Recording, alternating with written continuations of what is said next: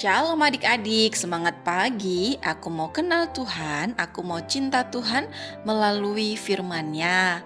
Wah, di pagi hari yang cerah ini, Losa harap adik-adik tetap semangat ya untuk melakukan aktivitas sepanjang hari ini. Bahkan semangat juga untuk merenungkan firman Tuhan pada pagi hari ini. Nah, sebelum kita merenungkan kebenaran firman Tuhan pada pagi hari ini, mari kita semuanya berdoa. Tuhan Yesus, terima kasih untuk kesempatan yang Engkau berikan bagi kami semuanya pada pagi hari ini. Kami diberikan kekuatan, kesehatan yang baru, dan kami juga diberikan kesempatan lagi untuk merenungkan firman-Mu. Kami berdoa kiranya Engkau menolong setiap kami, sehingga di dalam merenungkan firman Tuhan, kami boleh sungguh-sungguh merenungkannya dan melakukannya di dalam kehidupan kami di sepanjang hari ini. Dalam nama Tuhan kami Yesus Kristus, kami sudah berdoa. Haleluya. Amin.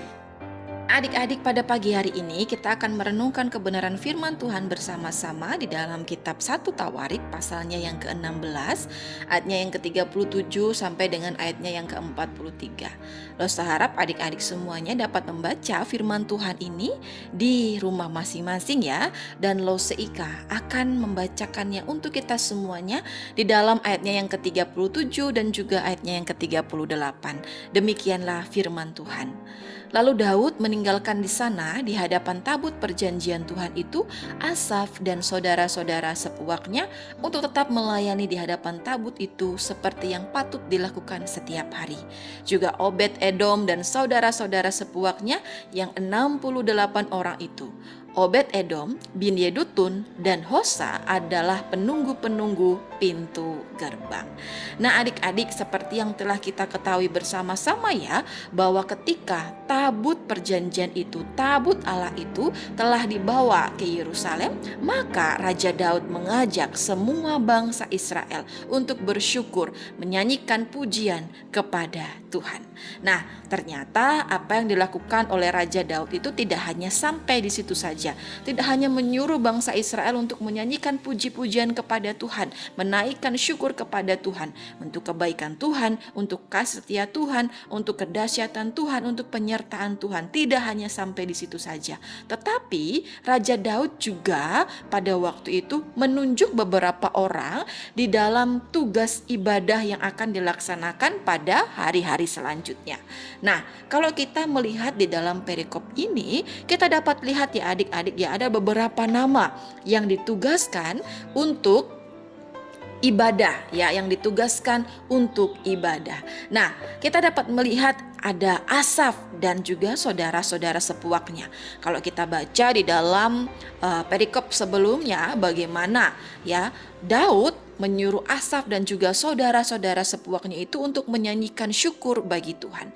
Jadi pada waktu itu juga Raja Daud menyuruh Asaf dan juga saudara-saudara sepuaknya ini untuk memuji-muji Tuhan ya di hadapan tabut seperti yang dilakukan setiap hari. Juga kita dapat melihat bersama-sama Edom bin Yedutun juga Hosa yang ditugaskan sebagai penunggu-penunggu pintu gerbang. Selain daripada itu, kita juga melihat bersama-sama bagaimana Imam Zadok yang ditugaskan di kemah suci Tuhan, yaitu di bukit pengorbanan yang ada di Gibeon. Supaya apa? Supaya ketika di dalam ibadah-ibadah yang dilaksanakan, baik ibadah pada waktu pagi dan juga petang, mereka tetap mempersembahkan korban bakaran kepada Tuhan. Nah, selain daripada itu ternyata ada juga nih, yaitu Heman dan juga Yedutun yang ditugaskan untuk memainkan musik, yaitu nafiri dan jeracap. Nah adik-adik, kita bisa melihat bersama-sama ya bahwa ada bagian-bagian tertentu dan juga orang-orang tertentu yang ditugaskan di dalam ibadah. Nah, di dalam kehidupan kita tiap-tiap hari, bahkan di dalam ibadah-ibadah yang kita laksanakan ya, ibadah sekolah minggu pun kita juga dapat melihat ada bagian-bagian tertentu yang kita laksanakan. Contohnya saja, ada bagian yang memimpin pujian, ada losenya yang ditugaskan untuk memimpin pujian. Yang bermain musik, ada losenya juga yang bermain musik. Yang menyampaikan cerita juga ada losenya yang bertugas menyampaikan cerita. Dan kita semuanya pun adik-adik juga dilibatkan di dalam pelayanan di ibadah sekolah minggu. Ada di antara adik-adik yang ditugaskan untuk memimpin pengakuan iman rasuli dan juga yang ditugaskan untuk membawa persembahan. Nah, ada bagian-bagian yang dilakukan di dalam ibadah. Oleh karena itu adik-adik, ketika kita diberikan kesempatan untuk dapat terlibat di dalam pelayanan, maka kita patut bersyukur ya. Kita yang masih kecil, kita yang terbatas, kita yang lemah, tapi Tuhan masih memakai kita semuanya untuk dapat melayani Tuhan. Jadi, kalau di dalam ibadah sekolah minggu, adik-adik ditunjuk ya untuk memimpin pengakuan iman rasuli, untuk membawa persembahan, maka adik-adik harus bersuka cita, adik-adik harus bersyukur. Karena apa? Karena dari sejak kecil Tuhan memakai adik-adik semuanya untuk terlibat di dalam pelayanan Tuhan, untuk terlibat di dalam pelayanan yang besar. Apalagi nanti kalau adik-adik sudah beranjak dewasa, mungkin adik-adik bisa jadi pemimpin pujian, atau mungkin menjadi pemain musik, atau mungkin menjadi singer, atau mungkin juga nanti jadi guru sekolah minggu juga, dapat menyampaikan cerita kepada anak-anak sekolah minggu lainnya. Yuk kita bersyukur, kita bersuka cita karena sejak kecil kita dipilih oleh Allah, kita diberikan kesempatan oleh Allah untuk terlibat di dalam pelayanan yang ada.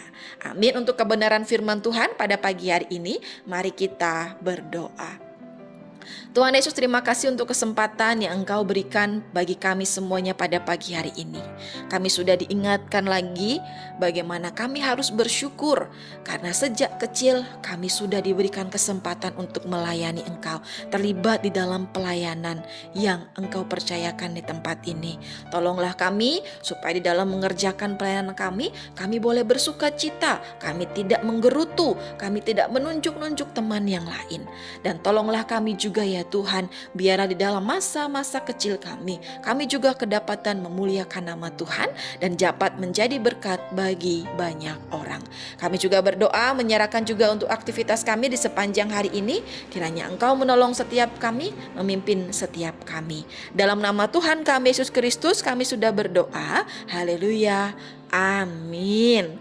Nah adik-adik, sekian dulu renungan firman Tuhan pada pagi hari ini ya. Sampai ketemu dalam renungan-renungan harian selanjutnya. Dan selamat beraktivitas untuk kita semuanya.